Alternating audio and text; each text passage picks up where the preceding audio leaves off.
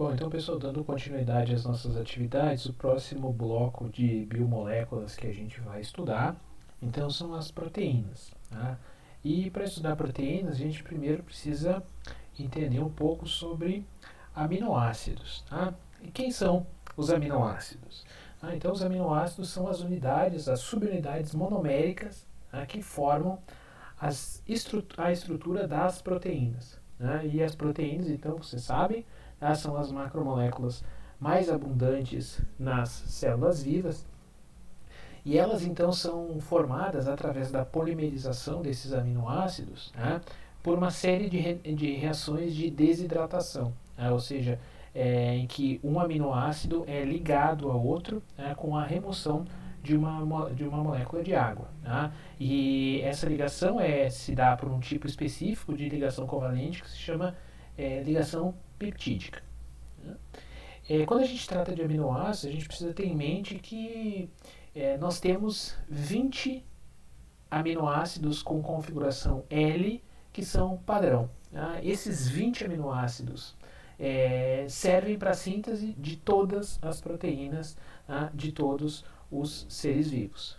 Então, vocês vejam, nós somos diferentes de outros seres vivos pela maneira como esses aminoácidos são organizados, da maneira como as nossas proteínas são formadas, ou seja, da maneira como os aminoácidos são, a sequência pela qual os aminoácidos são ligados uns nos outros, porque os mesmos 20 aminoácidos que nós temos, nós encontramos em outros animais, nós vamos encontrar em plantas também. Então, nós todos compartilhamos, todos os seres vivos compartilhamos dos mesmos 20 aminoácidos. O que nos faz diferentes uns dos outros é a maneira, é a ordem como esses aminoácidos são ligados para formar as proteínas.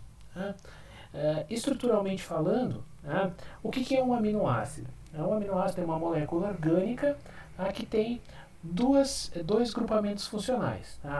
O aminoácido, como o nome já diz, ele tem um grupamento amino, é um NH2, no caso NH3 é a notação porque a gente está considerando um pH 7, esse nitrogênio, essa amina vai estar protonada. Como ele é um aminoácido, ele vai ter um grupamento ácido, então ele vai ter uma carboxila. Em pH 7, essa carboxila vai estar desprotonada, então ela já perdeu esse hidrogênio. Esses dois grupamentos, o grupamento carboxila e o grupamento amino, eles vão estar ligados num carbono, esse é o chamado carbono alfa. Então, ao carbono alfa, além do grupamento amino e do grupamento carboxílico, vai haver um hidrogênio e um grupamento R, que é chamada cadeia lateral do aminoácido. É o grupamento R que vai fazer com que um aminoácido seja diferente do outro.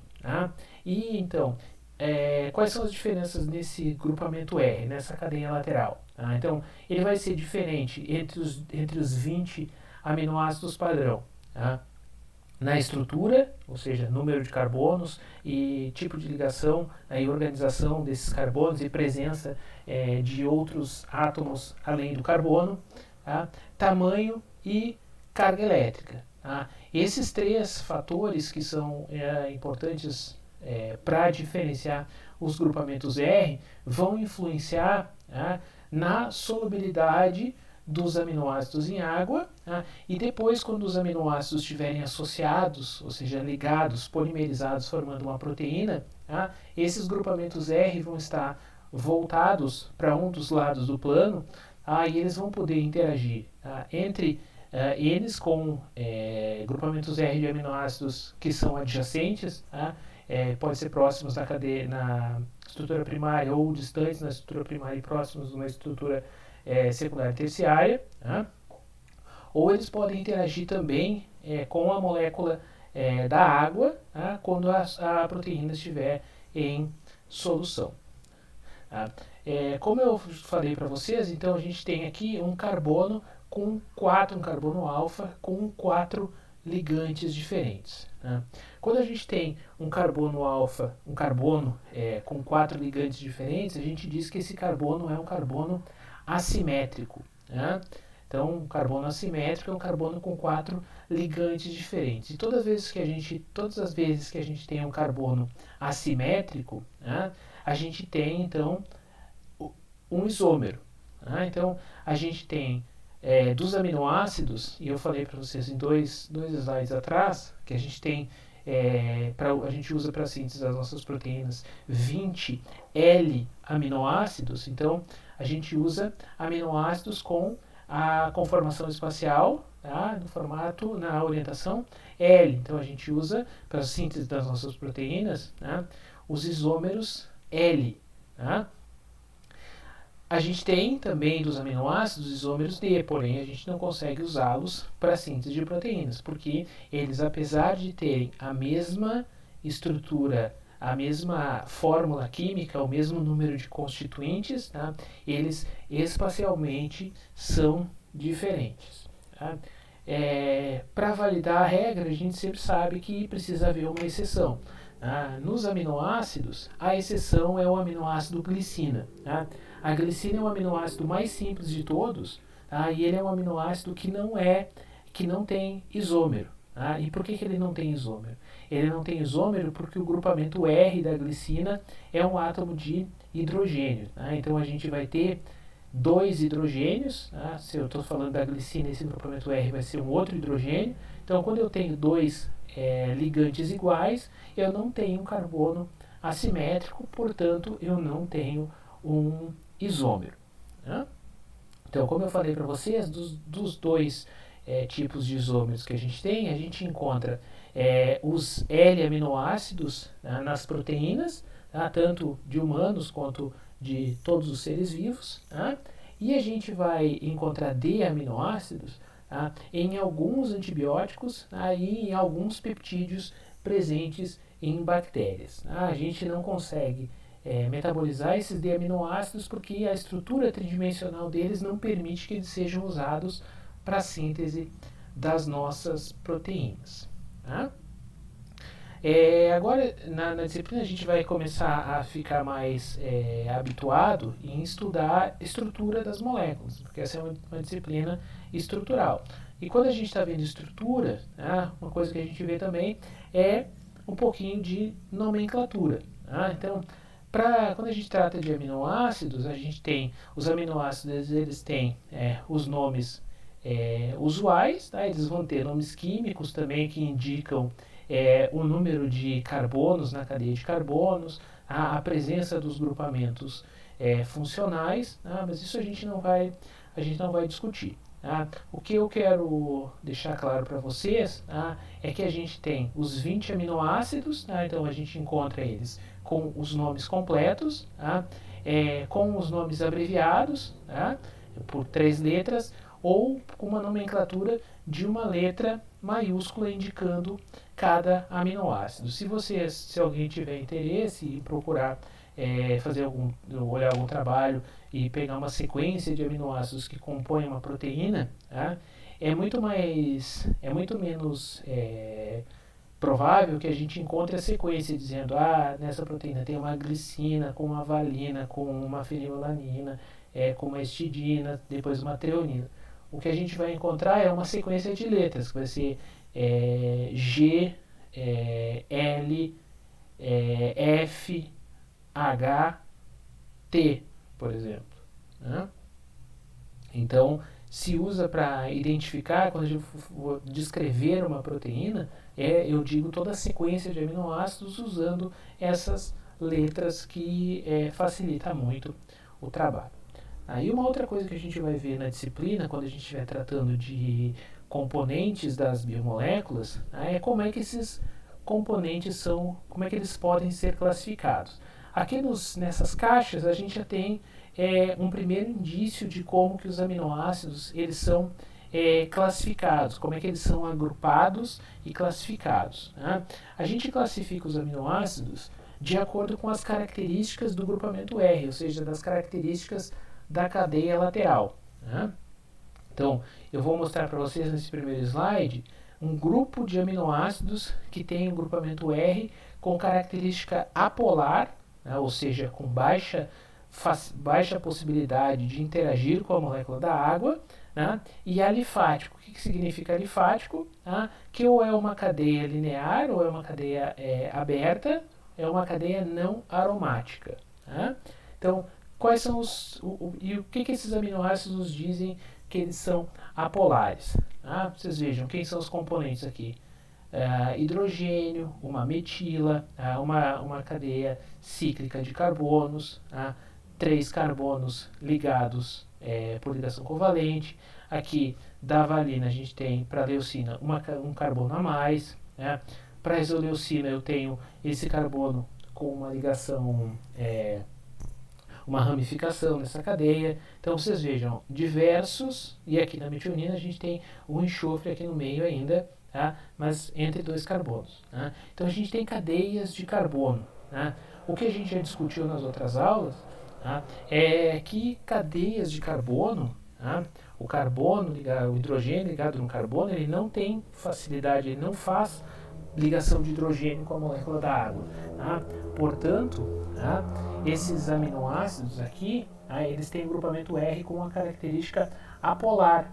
Então é puramente cadeia de carbono, o que faz com que esses aminoácidos tenham então grupamento R com característica apolar. Se a gente olhar também em termos de tamanho, a gente tem que a alanina, a valina, a isoleucina e a leucina são grupamentos laterais com cadeias bastante volumosas. Isso aqui ocupa bastante espaço quando eu estiver montando uma proteína. E essas cadeias laterais volumosas, elas conseguem interagir umas com as outras através de interações hidrofóbicas. O que a gente pode já começar a ter em mente? A gente pode ter em mente que quando eu encontrar esses aminoácidos apolares em uma proteína, eles dificilmente vão estar voltados para o lado externo da proteína. Porque se eles estiverem voltados para o lado externo da proteína, eles vão estar interagindo com a água, que é o componente que está voltado para o lado externo da proteína, que é onde a proteína está inserida.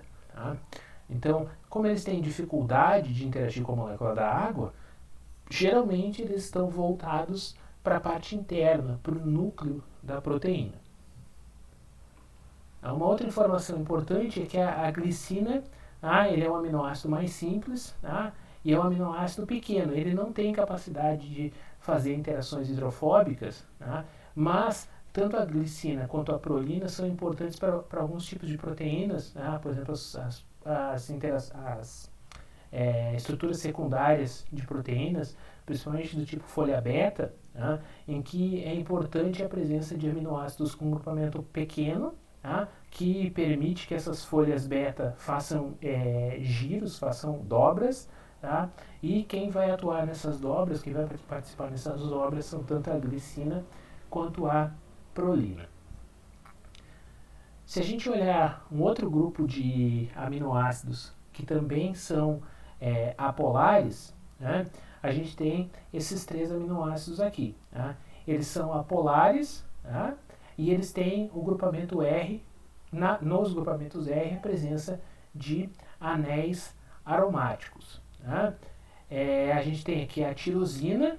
A tirosina tem uma hidroxila ligado nesse anel aromático, e ela tem a capacidade de formar pontes de hidrogênio com a molécula da água ou com outras moléculas. E o triptofano, que está aqui, ele tem esse anel indólico com esse nitrogênio que também consegue fazer algumas ligações de hidrogênio. Esses 3 aminoácidos eles são apolares, como eu já falei, mas a presença desse nitrogênio aqui e dessa hidroxila faz com que tanto a tirosina quanto o triptofano sejam mais polares do que a fenilalanina. Eu acredito que vocês já devam ter visto alguma coisa sobre espectrofotometria, mas uma das possibilidades de a gente analisar a proteína é com espectrofotometria. E quando a gente faz uma espectrofotometria na região do ultravioleta, se a gente olhar ou fizer uma análise de proteínas em 280 nanômetros, tá? A gente vai ver um pico de absorção de luz. Tá? E a absorção de luz em 280 nanômetros ela é causada então pela presença desses aminoácidos aromáticos. Tá? Então a presença dessas ligações duplas, tá, nos anéis aromáticos faz com que haja então absorção de luz na região do ultravioleta. Então a gente pode fazer uma análise de proteínas, tá? Utilizando então a técnica de espectrofotometria. Vamos seguir para um outro grupo de aminoácidos. Tá? Então agora a gente vai ver aminoácidos polares, tá? Em que o grupamento R é polar e é um polar sem carga. Tá? Aonde que esses aminoácidos são polares? Tá? A gente tem a serina e ela é polar porque ela tem uma hidroxila. Tá?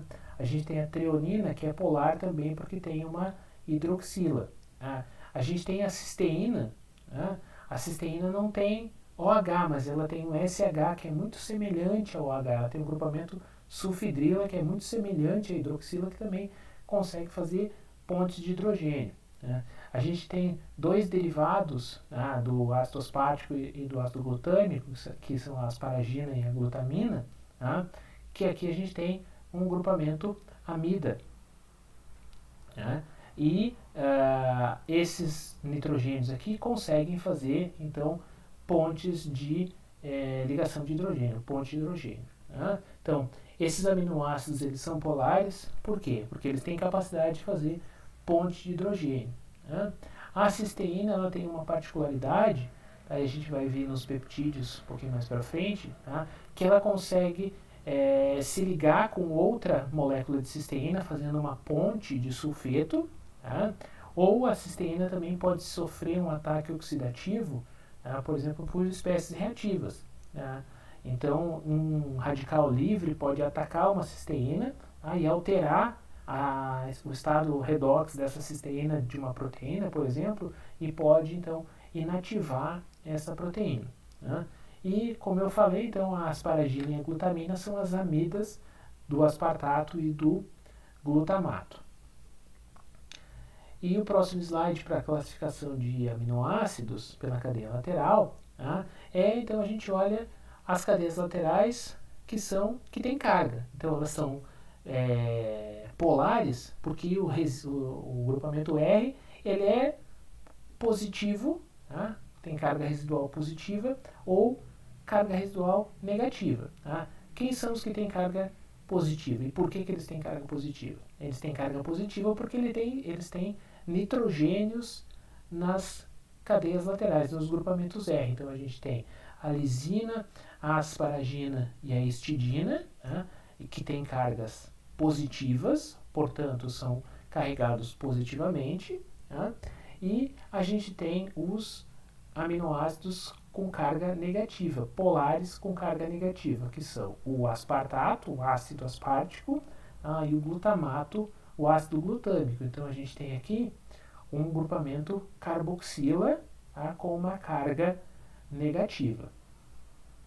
Qual é a importância desses aminoácidos? Eles são aminoácidos muito polares, tá? Então a gente com muita facilidade encontra eles voltados para a face externa de proteínas, onde eles conseguem interagir com a molécula da água e com outros solutos, tá? Tanto via ponte de hidrogênio quanto por interações iônicas. Tá?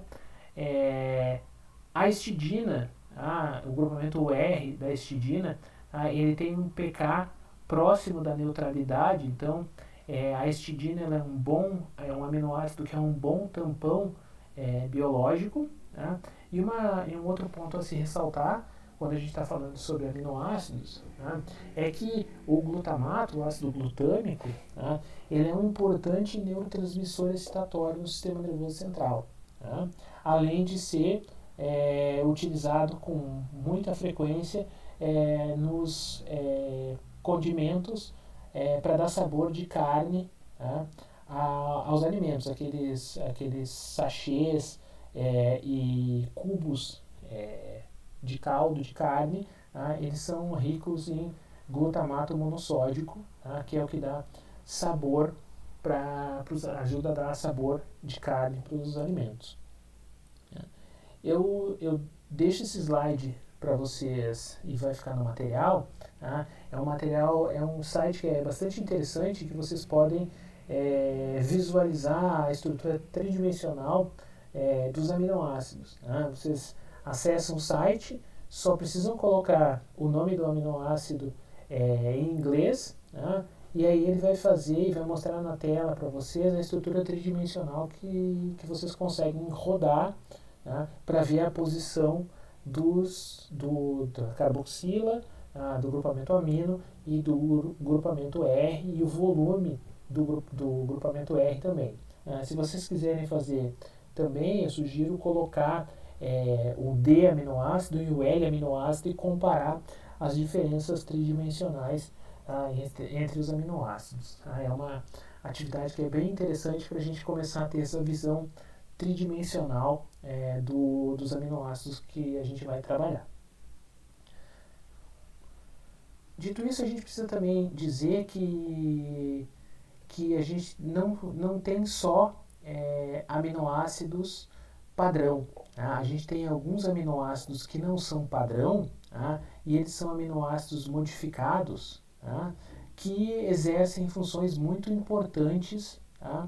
Para algumas proteínas. Tá? A gente tem aqui o exemplo de 2 aminoácidos modificados, tá? A 4-hidroxiprolina, ou seja, uma modificação, uma hidroxilação na prolina, e a 5-hidroxilisina. Tá? Então a lisina tem uma hidroxila na posição no carbono 5. Tá? Esses 2 aminoácidos são muito importantes para a síntese do colágeno, que é a proteína do tecido conjuntivo da matriz extracelular. Nós temos também uma lisina metilada no nitrogênio 6, tá? Para a formação da miosina, que é uma proteína do músculo, tá? Uma proteína contrátil do músculo. Tá? Uma modificação no glutamato, ou seja, a adição de uma outra carboxila no glutamato, formando um gama-carboxilglutamato, a gente encontra na protrombina. A protrombina, as protrombinas são proteínas envolvidas no sistema de coagulação. Aí são proteínas ligantes de cálcio. Tá? O cálcio tem uma carga 2+, uma carga positiva, tá? Então a gente inserido então, uma outra carga negativa no carboxiglutamato que favorece, tá? A ligação dos íons cálcio, tá? Na protrombina, tá? E essa ligação é importante na cascata de coagulação sanguínea. Tá? E eu tenho outros 2 exemplos aqui de 2 aminoácidos não padrão, tá? Que são a ornitina e a citrulina, que são aminoácidos que a gente encontra como participantes do ciclo da ureia. O ciclo da ureia é uma via metabólica que acontece no fígado, tá? Que é importante na detoxificação do nitrogênio produzido no metabolismo. Então, toda vez que a gente metaboliza uma proteína, né, a gente libera este grupamento amino, a gente libera a amônia. E a amônia é extremamente tóxica, tá, para o organismo. Eu já falei para vocês, ela é um gás, tá, ela é bastante solúvel, é uma molécula polar, tá, e ela é muito tóxica para o organismo. Então, a gente tem um sistema de degradação, tá, de metabolização do nitrogênio, da amônia, em que a gente transforma essa amônia produzida no metabolismo dos aminoácidos em um composto que é inerte, que é a ureia, que é então eliminada na urina. E mais alguns exemplos de aminoácidos não padrão. Então a gente tem aqui na elastina a gente encontra esse tipo de formação através da ligação de 4 moléculas de lisina. A gente tem um aminoácido que é um pouquinho diferente, que é uma cisteína, que ao invés de ter um enxofre, ela tem um selênio, então a gente tem uma selenocisteína. A gente encontra essa selenocisteína em uma enzima que é muito importante, que é a glutationa peroxidase, é uma enzima antioxidante, ou seja, é responsável por atacar e detoxificar o estresse oxidativo que é formado dentro da célula. Né? E um outro exemplo, último exemplo de aminoácido não padrão, tá? É a creatina. A creatina ela é usada como suplemento de academia, tá? Mas ela é um intermediário, ela tem um papel muito importante no metabolismo energético, porque ela interage com o ATP, tá? Formando fosfocreatina, tá? Que é uma reserva energética. Então a creatina está aqui, então a gente tem que ela é um aminoácido, tá? Porém um aminoácido não padrão. E como a gente já viu, então o que a gente tem num aminoácido? Tá? A gente tem num aminoácido, tá, uma função ácida, tá, e uma função básica. Então a gente tem um grupamento amino, tá, que é uma função básica, tá, e um grupamento carboxila, que é uma função ácida. Portanto, os aminoácidos eles podem atuar como ácidos ou bases. Tá? Se a gente for escrever o aminoácido, a gente vai escrever de uma forma formal, tá? Com a carboxila hidroxilada, tá? E com grupamento amino, tá? Sem carga. Tá? No entanto, a gente encontra, tá? Essas duas espécies em solução em equilíbrio. Tá? O que vai depender é do pH em que esse aminoácido vai estar inserido. E a gente encontra então essa forma, esse Zwitterium, tá? Esse íon híbrido, tá? Em que o grupamento carboxila liberou este íon H+, tá? Ficou com uma carga negativa, tá? E esse íon H+, ou qualquer outro íon H+, está interagindo com o par de elétrons, tá? Deste nitrogênio, deixando o nitrogênio com uma carga positiva. A carga líquida da molécula é zero, tá? Porque é -1 mais 1, a carga líquida zero. Com essa característica faz com que então os aminoácidos eles possam atuar como ácidos ou base. Tá? Se eles forem ácidos, tá? Quando eles são ácidos, eles são o quê? Doadores de íons H+, ou seja, doadores de prótons. Tá? Eu tenho esse Zwitterium, né? Que tinha um hidrogênio a mais aqui, né? Quando ele liberou esse H+, tá? O nitrogênio voltou a ter a carga zero. Tá? Então, essas duas espécies elas estão em equilíbrio, tá? E conforme o equilíbrio for deslocado, o que vai deslocar o equilíbrio? Tá? O consumo ou o excesso deste íon H+. Tá?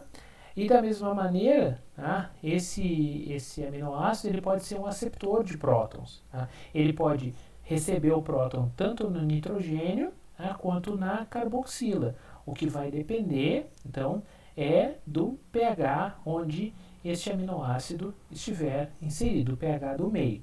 Tá? Então, o que eu estou mostrando para vocês nessa equação aqui embaixo? Tá?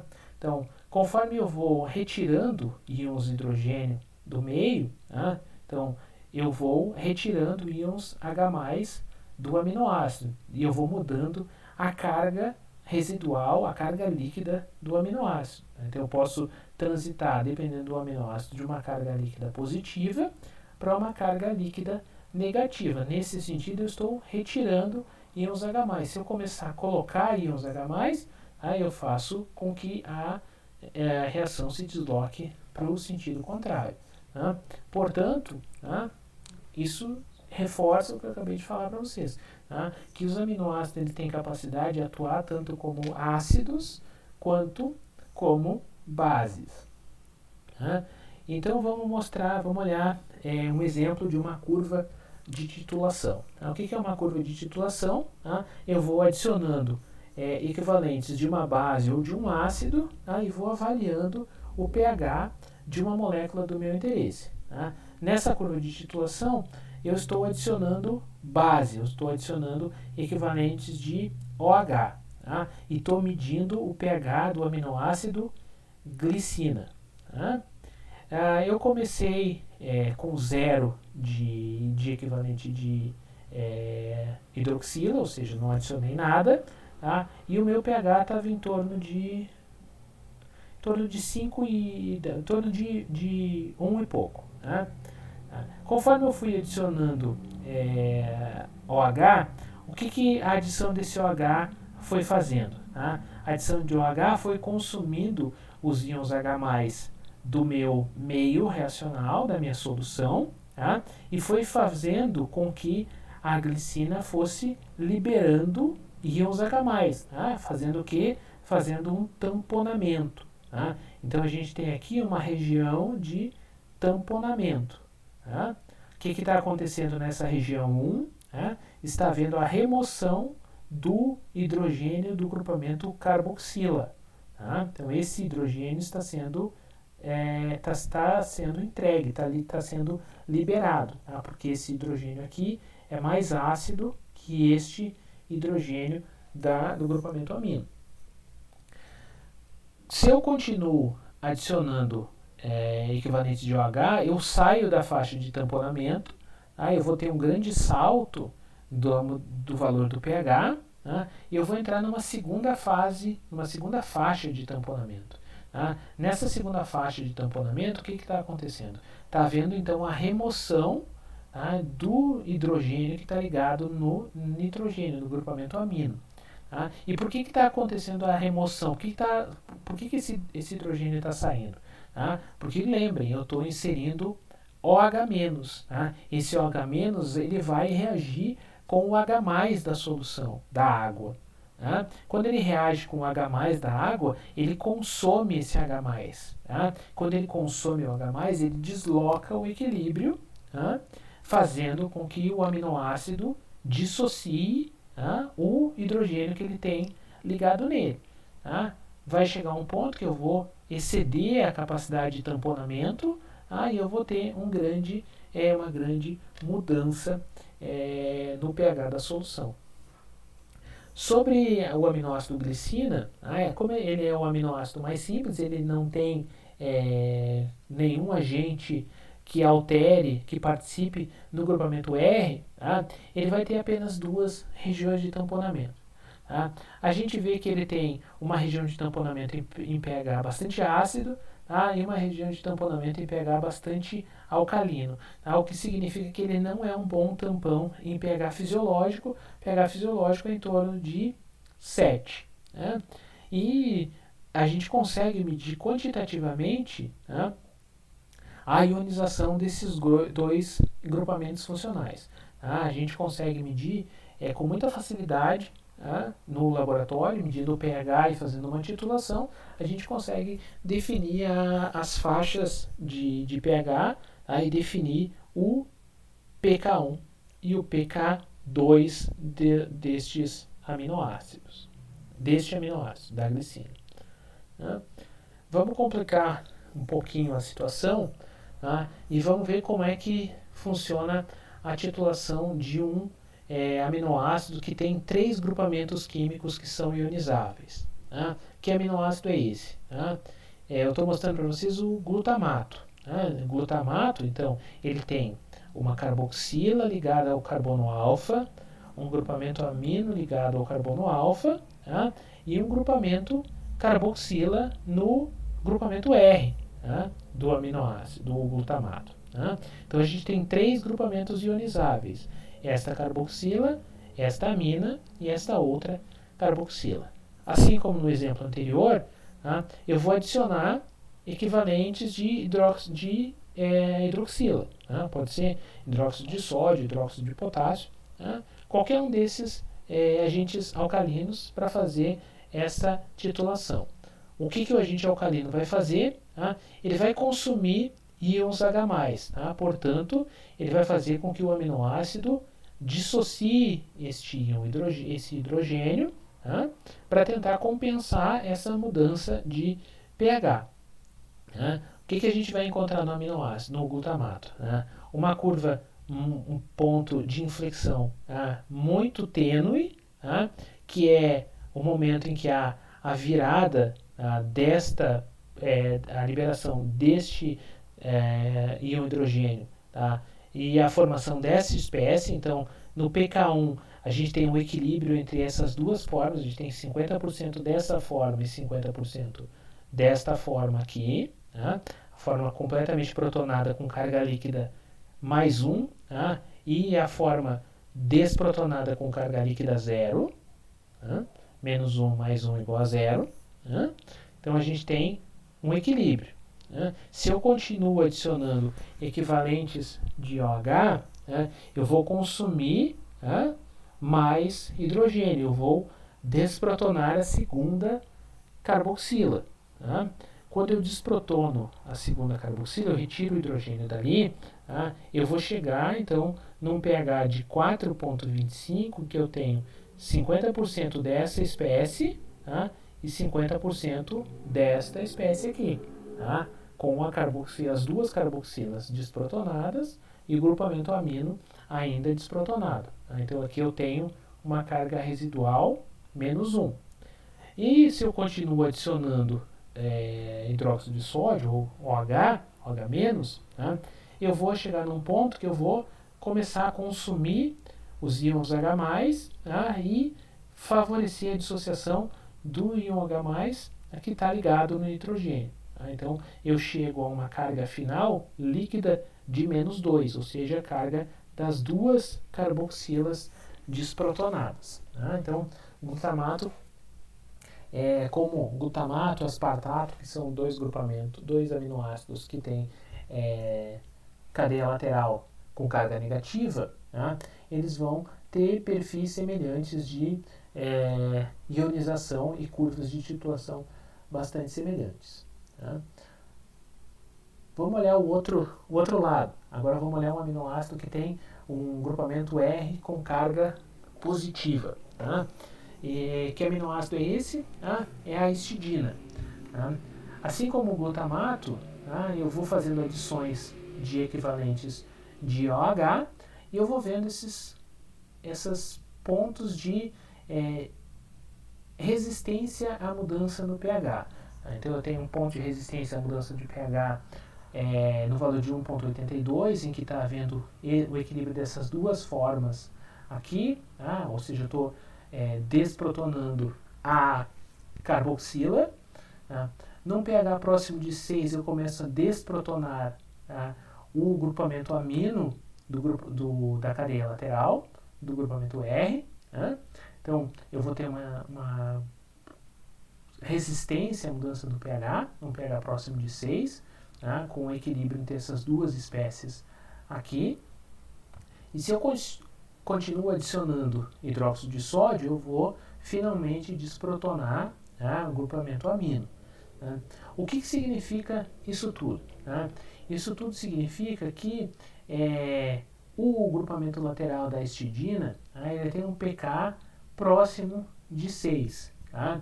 Um pK próximo de 6, tá, é próximo do pH fisiológico. Tá? O pH fisiológico é 7.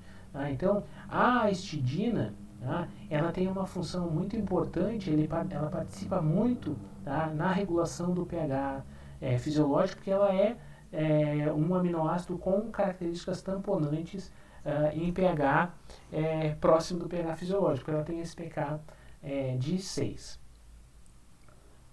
E, finalmente, quando a gente está tratando de aminoácidos, e depois a gente vai levar esse conceito também quando a gente for tratar de proteínas, tá? Uma informação importante que a gente precisa conhecer, tá, é o que é o ponto isoelétrico ou o pH isoelétrico. Tá? O pH isoelétrico, como o nome já diz, tá, é o pH em que a carga elétrica total do aminoácido é 0. Tá? Se depois vocês olharem naquelas curvas de titulação, tá, entre quais pK, tá, que a gente tem carga líquida igual a 0. A glicina só tem 2 pKs, né? Então, no pH 5,97 vai ser o pH em que a gente vai ter carga líquida do aminoácido igual a 0. Tá? A carga líquida do glutamato igual a 0, ela está entre o pK1 e o pKr. Tá? Deixa eu voltar aqui, mostrar para vocês. O glutamato, a carga 0, tá aqui, está entre o valor do pK1, tá, e o pKr. O pK1 é 2,19, o pKr é 4,25. A média entre esses dois deve ser algum valor próximo daqui onde eu estou apontando. Neste valor de pH, a gente vai ter uma carga líquida do aminoácido igual a 0. Como é que eu calculo isso? Então, o pK1 mais pKr dividido por 2, vai dar para o glutamato 3,22. A histidina, como ela é um aminoácido com carga residual com o grupamento R polar carregado positivamente, a gente vai ter que a carga líquida dela zero vai ser entre o pKr e o pK2. Então, o pKr é 6 e o pK2 é 9. A média e o ponto isoelétrico então vai ser em 7,6. Então, se eu ajustar o pH de uma solução para 7,6, eu vou ter uma quantidade de aminoácidos, de histidina, em que eles vão ter uma carga residual zero. Então, eu vou ter esta espécie majoritariamente na solução. Por que eu falei para vocês que essa informação é importante para os aminoácidos e para as proteínas? Porque vocês precisam lembrar que quando eu sintetizo uma proteína, eu estou consumindo, vamos dizer assim, o grupamento amino de um aminoácido e o grupamento carboxila de outro aminoácido. Quem sobra livre vai ser o grupamento R. E esses grupamentos R, dependendo da carga que eles tiverem, eles podem migrar num campo elétrico. E eu posso modular a carga desses aminoácidos, desses grupamentos laterais, ou seja, modular a carga da proteína de acordo com o pH da solução. Então eu posso usar uma técnica de separação de proteínas, por exemplo, com mudança do pH. Então eu mudo, conforme eu mudo o pH, eu mudo o grau de ionização, ou seja, se o aminoácido está protonado ou está desprotonado, e eu consigo então alterar a carga líquida, a carga líquida da proteína e fazer com que ela então migre em um campo elétrico de acordo com a sua carga residual. Como de praxe, esses slides, esse material está nos livros de bioquímica, e vocês sabem que quaisquer dúvidas é só entrar em contato comigo. Muito obrigado.